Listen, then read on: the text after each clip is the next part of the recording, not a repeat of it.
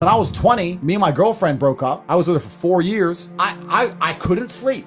And this is before social media. You couldn't just chase a bitch. Like, that was it. She's gone now. Like, she moved. I didn't know where she lived. That was it. And I couldn't sleep. So I thought, fuck, I'll hit the gym at 6 a.m., hit the gym at 3 p.m., hit the gym at 8 p.m. I had nothing else to do but fight. So I took all that trauma, all that heartbreak, and I molded it into becoming a world level combatant, right? Going through a breakup sucks. And every single man out here, no matter what they say, understands how bad it is to go through a breakup and understands what heartbreak's like.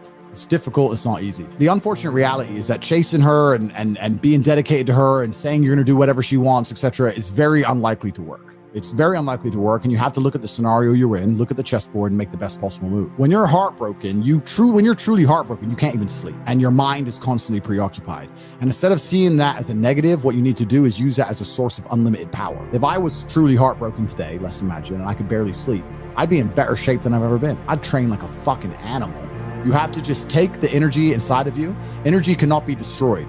It can only be converted, whether it's heat into light or the momentum into friction or however you want to put it, right?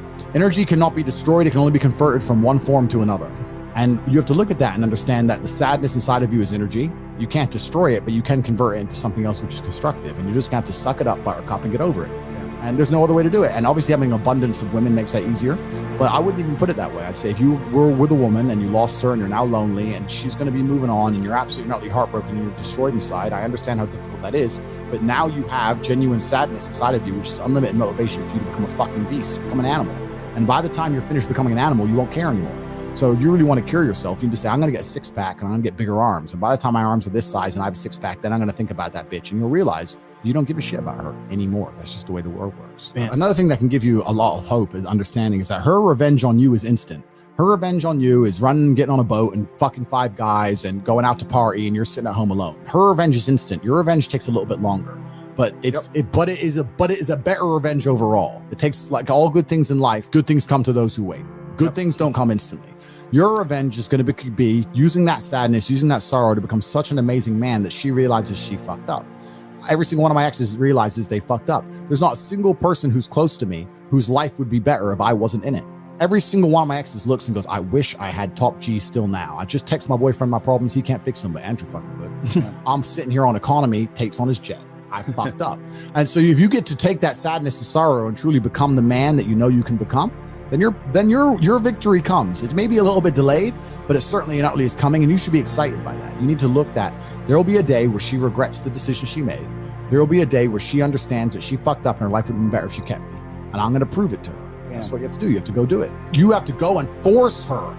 You have to force her to feel regret by the magnitude of your actions. If you sit around your ass being mopey, she ain't gonna feel regret. If you text her, you're gonna regret losing me, she ain't gonna feel regret. You have to get up and attack the universe, and through the force of your monumental achievements, the universe is gonna create a massive sadness ball, a nice big ball of regret, and dump it on her fucking head. You can do that. Tell you what you do. You become the best version of yourself, just like everyone else does. As a man, you build your value.